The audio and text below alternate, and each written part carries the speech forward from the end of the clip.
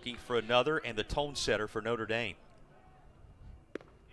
And he will take a called strike 3. What a bounce back for the youngster Renfrow. Yeah, you know, walks the first guy. You mentioned only 2 or 3 walks on the year, and he walks the leadoff guy. All you can do now is bounce back and see if you can get a punch out, and maybe this guy hits a line drive somewhere, you strike out another guy, and you strand that runner for your second out.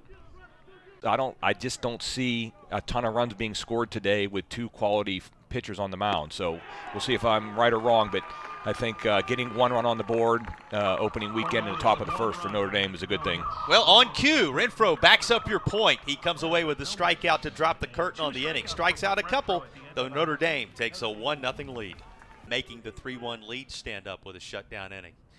And he'll close that down.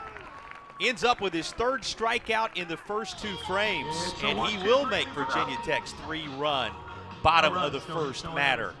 Returning to form is the young right-hander Renfrow, dialed in inning number 2. Popping up and having it pop out of the mitt was Cook. It looked like he was at least thinking about trying to work his way down there. Instead, working together and playing catch with his young right-handed teammate, and this takes care of Williams. There was the 85-mile-an-hour cutter we talked about. Cutter, slider, you know, I guess it's a semantics thing, but, you know, if your old school guys might call that a slider. If you want to call it a cutter, fine, but either way. You know, we give those home run numbers. You think so often that it's about waiting on the long ball. Not the case with these 2 programs. Renfrow able to get the swing through on the 0-2 pitch. And how about this? Brett Renfrow already having struck out 5.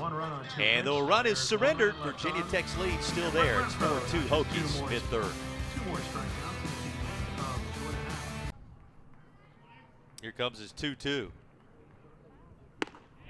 And there's another. He is going to put together that high water mark as he comes away with his 6th strikeout of the ball game. And that is through, you know, now just 3+ innings of work thus far. One more look at the punch out. Another elevated fastball right there. You got a guy that's working up in the zone, down in the zone, is able to get guys to chase his slider. You start to become overly concerned about that. Just a couple of Irish players to ever hit 3 home runs in multiple games in his career.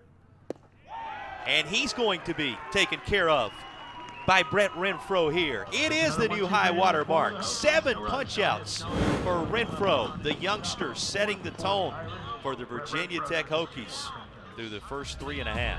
Keeps the lead at 5-2. He's pitching like he's pitching to an average high school team and not showing any fear, mixing up his pitches well, and right on cue ends the 5th with a strikeout. Strikeout number 8 for Brett Renfrow. Notre Dame, a run home, cutting the lead to 3. He is way ahead, a ball and 2 strikes with 2 down already in the 6th inning. And not only is he throwing not very many number of pitches, but he's throwing a ton of strikes. And there's another. Swinging right over the top of it is Flores.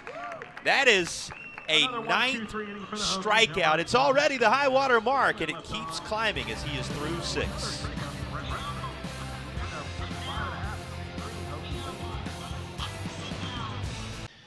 You got the most important piece of your team, and that's your number 1 starter.